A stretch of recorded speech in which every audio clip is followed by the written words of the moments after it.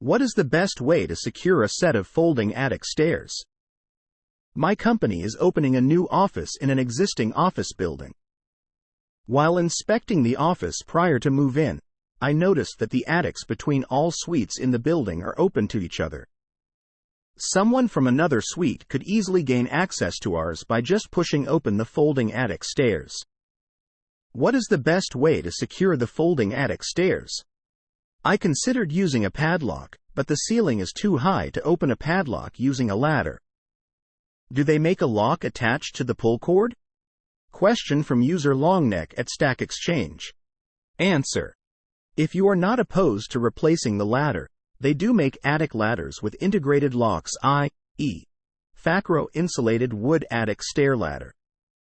It looks like you need a special handle mounted on a 3-foot pole to lock and unlock the latch. I'm not sure if these locks can be accessed from the top, but it is at least worth looking at. If you prefer to leave the door in place, you could attempt to retrofit a remote control deadbolt to the door. Depending on the style of door and the way it is installed, this may or may not be possible.